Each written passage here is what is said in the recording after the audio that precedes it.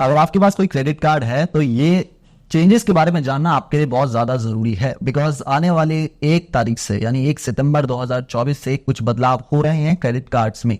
तो अगर आपके पास इन बैंक से क्रेडिट कार्ड है, so you need to know about the particular changes which are going to happen. Let's talk about it. सबसे पहला चेंज जो होने वाला है वो होने वाला है एचडीएफसी बैंक के क्रेडिट कार्ड्स होल्डर्स के साथ, और ये सारे क्रेडिट कार्ड्स के लिए शामिल है एचडीएफसी बैंक के। यहाँ पे हो क्या रहा है कि एचडीएफसी बैंक अब आपको यूटिलिटी बिल पेमेंट करने पर 2000 रिवॉर्ड पॉइंट से ज्यादा नहीं देगा।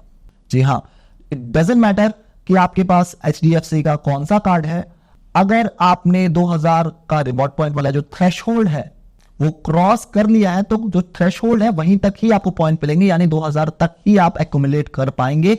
1 महीने में इससे ज्यादा आप नहीं कर पाएंगे।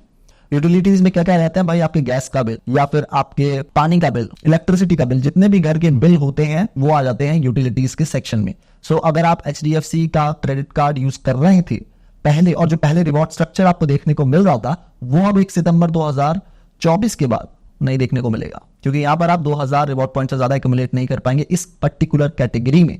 अगला change again HDFC credit card holders के लिए ही है।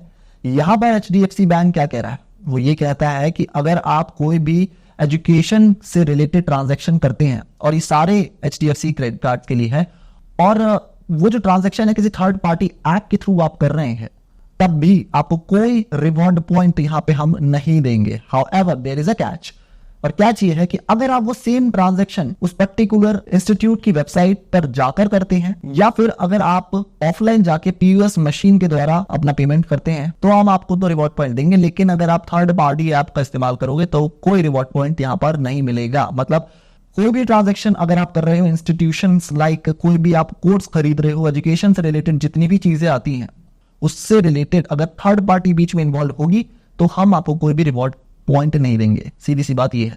इसके साथ ही टेलीकॉम वाली जो कैटेगरी आती है, जिसमें आपके सारे वाईफाई का बिल, आपके फोन का रिचार्ज, इंटरनेट का रिचार्ज अगर आप करते हो, तो यहां पर भी कैपिंग कर दी गई है, और वो कैपिंग है 2000 रिवॉर्ड पॉइंट तक ही आप एक्यूमुलेट कर सकते हो एचडीएफसी बैंक के क्रेडिट कार्ड्स पे, और ये सारे एचडीएफसी बैंक के क्रेडिट कार्ड्स पर लागू होने वाला है 1 सितंबर 2024 से।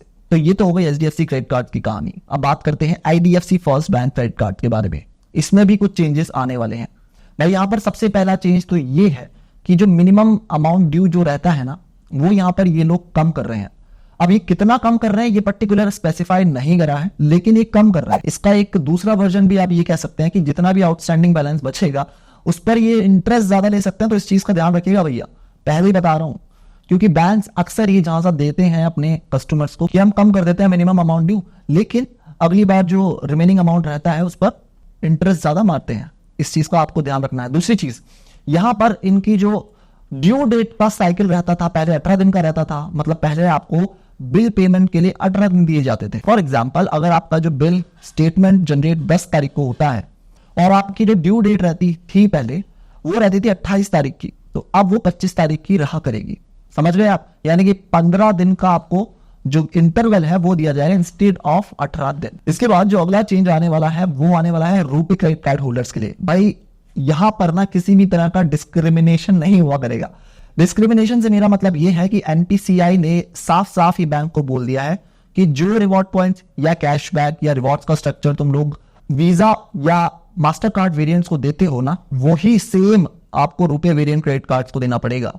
भाई बराबरी रखो ना, तभी तो टक्कर बराबर की होगी ना। अगर आपको रुपए को इंटरनेशनली लेके जाना है तो आप कम से कम रिवॉर्ड स्ट्रक्चर तो वो दो ना जो वो दे रहे हैं। कई बार ऐसा मैंने देखा है कि वीजा पर अलग रिवॉर्ड स्ट्रक्चर है और रुपए पे कम रिवॉर्ड स्ट्रक्चर है, इस वजह से लोग वीजा या मास्टर कार्ड की तरफ जाते थे। लेकिन अब सितंबर से ये चीज बंद हो जाएगी। बैंक को साफ साफ बोल दिया गया है कि अगर कोई पर्टिकुलर बंदा रुपए वेरिएंट का क्रेडिट कार्ड लेता है किसी पर्टिकुलर बैंक का, तो आपको वही सेम रिवॉर्ड स्ट्रक्चर जो है वो देना पड़ेगा जो आप वीजा और मास्टर कार्ड के लिए दे रहे हैं। तो ये वो बदलाव है दोस्तों जो आने वाले हैं 1 सितंबर 2024 से। आपको इनमें से कौन सा बदलाव अच्छा लगा मुझे कमेंट में जरूर बताइएगा, और कौन सा बुरा लगा वो भी बताइएगा। बाद में अगर आप चैनल पर पहली बार आए हैं तो सब्सक्राइब किए बिना मत जाना, क्योंकि यहाँ पर हम फाइनेंस रिलेटेड कंटेंट डालते रहते हैं। अगर आप किसी पर्टिकुलर टॉपिक पे मुझसे वीडियो बनवाना चाहते हैं, do let me know in the comment section. Video जल्द से जल्द मैं लाने की कोशिश करूंगा। तब तक के लिए जय हिंद।